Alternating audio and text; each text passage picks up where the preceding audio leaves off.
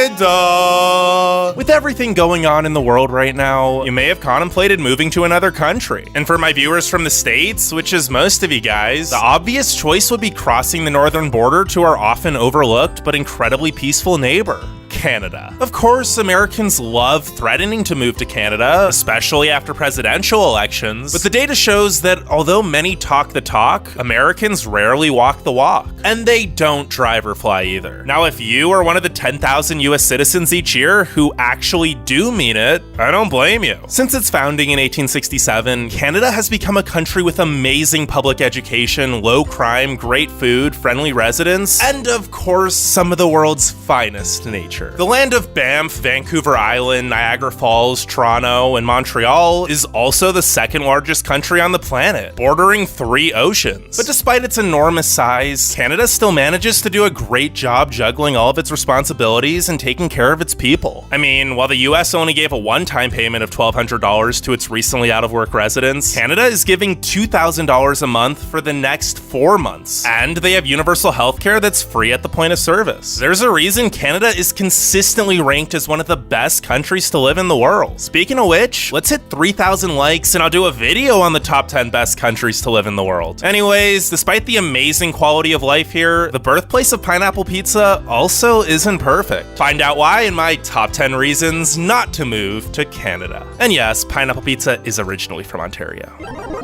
Number 10.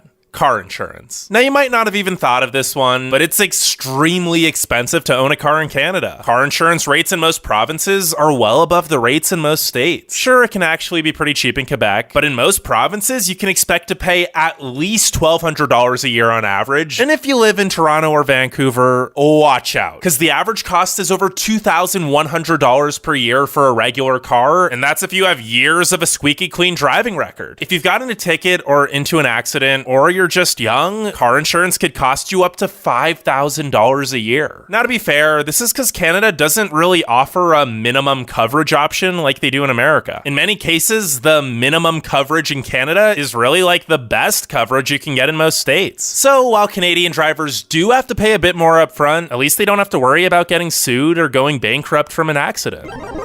Number 9. Places are very spread out. If you don't want to pay for expensive car insurance, you probably aren't going to get very far. Sure, you'll be able to get around the cities with good public transportation like Vancouver, Montreal, or Toronto, but it'll be a lot harder anywhere else. Like I said earlier, Canada is the second largest country in the world, but it's also one of the least densely populated countries with just around 4 people per square kilometer. In comparison, the US has a population density of over 36 people per square kilometer. As you can probably guess, this leaves a whole lot of room for a whole lot of nothing. Well, technically not nothing, more like a whole lot of beautiful wilderness. But as far as human civilization goes, well, it's exactly that. Far. It takes over 80 hours to drive the near 7,500 kilometer Trans-Canada highway from coast to coast, and most major cities are at least a 6 to 7 hour drive apart. But hey, at least that also means there's a ton of gorgeous, untouched nature to explore. Well, that is if you can afford a car.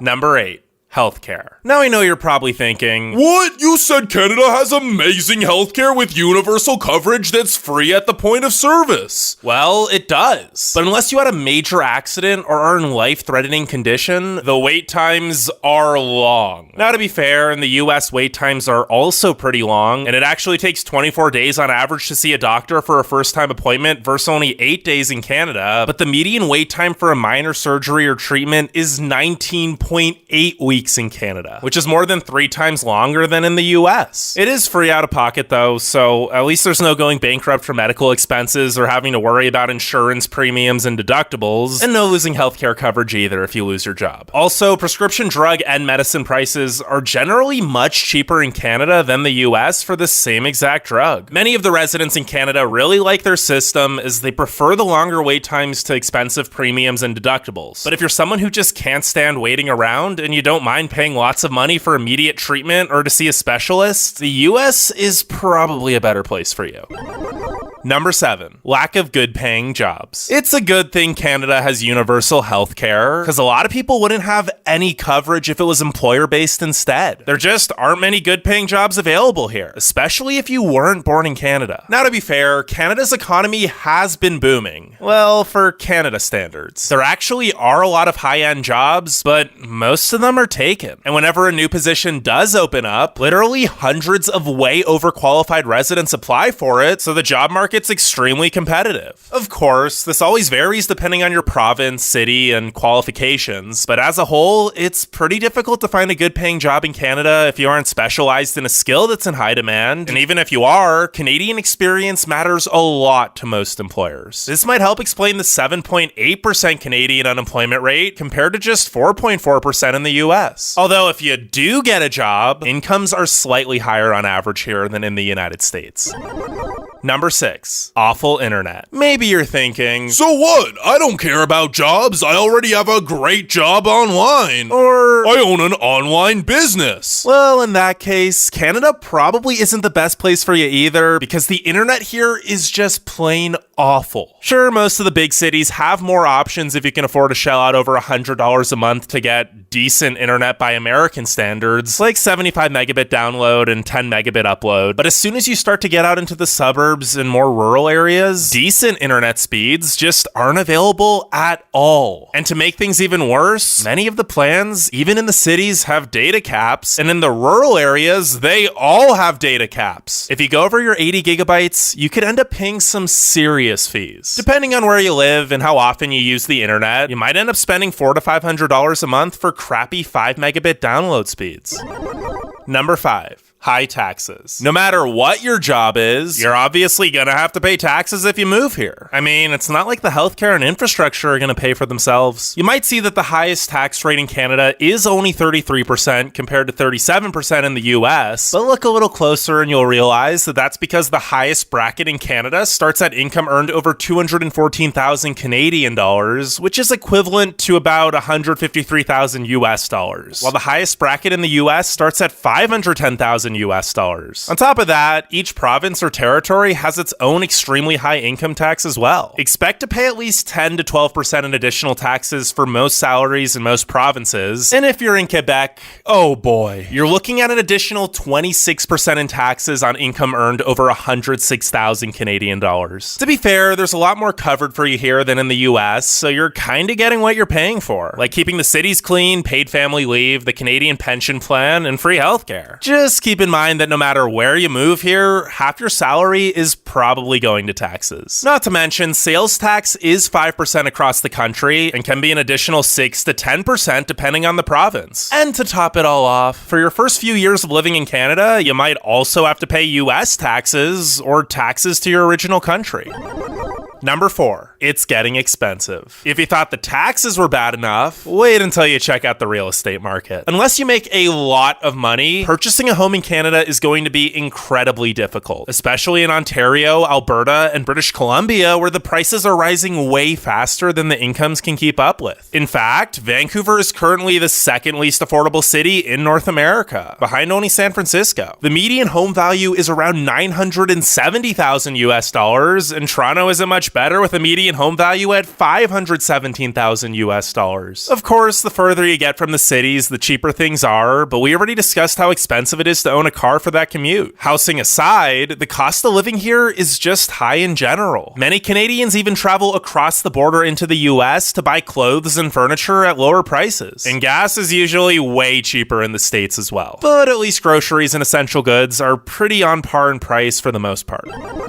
Number 3, passive-aggressive residents. The whole Canadians are just so friendly saying isn't exactly true. Polite, for sure, but friendly wouldn't be the best word to describe them. Canadians, for the most part, are very well-mannered, but they often aren't honest about their feelings except with close friends. This can lead to a somewhat passive-aggressive and avoidant culture. In the US, people are usually more comfortable saying they don't want to be friends or that they don't want to hang out. But in Canada, people will just make plans that they don't stick to because they don't want to say no to your face. Now, in small Canadian Canadian towns, the residents are usually a lot more genuine and will go out of their way with kindness. But in larger cities, people are much less genuinely hospitable and more just non-confrontational. This is nice when you're just visiting and it seems like everyone's so friendly, but if you live here for a while, you might get annoyed at not knowing what people really think of you and having to interpret what they really mean. Basically, if a Canadian tells you, "Thanks for coming out," or "I'm in a hurry, sorry," they probably mean F off. Number 2. It gets cold. Now, while there are many problems in Canada, they all pale in comparison to the cold. Considering most of the country lies above the 49th parallel, winter in most parts of Canada means 6 to 8 months of not being able to feel your face, 2 to 3 months of insane cold, dangerous roads, and a whole lot of crazy storms. And when I say most parts, I really mean like every part except Vancouver and Victoria. And while they are more similar in climate to Seattle, so they never get too cold, they still aren't exactly a tropical vacation either. And every other city in Canada gets well below freezing. Places like Quebec, Edmonton, Regina, or Winnipeg routinely drop below -30 Celsius, which is -22 degrees Fahrenheit. Most cities get around 50 inches of snow per year, but places like Ottawa or Montreal can get over 90. Let's just say you better like shoveling. The cold is pretty much the reason why over 90% of Canadians live within 150 miles of the US border. Go any farther north and, well, just look at what temperatures in Yellowknife were earlier this year. Number 1. The immigration process is difficult. Speaking of the US border, unless you're a highly desired worker with a special skill, there's a lot you'll have to go through to even be able to move to Canada. Although US citizens don't need any type of visa or authorization to visit Canada, this is definitely not the case for immigrating to Canada. In order to qualify for residency, you have to have either a highly desired skill that can be used in a Canadian business, a job waiting for you in Canada, relatives or friends who have nominated you for permanent residency, or you gotta be an entrepreneur with a high net worth. And you can basically forget about applying if you've ever been convicted of a crime, have a serious health risk, are in financial trouble, or if one of your family members has been banned from Canada. The process isn't easy or cheap, and even if you marry a Canadian citizen, you won't necessarily get citizenship. Now be sure to leave a like and subscribe. If you're interested in more videos about Canada or other countries, let me know in the comments. I honestly love the Great White North, as it's such a beautiful country with some amazing cities as well. If you don't mind the cold, Canada is one of the best countries you could live in.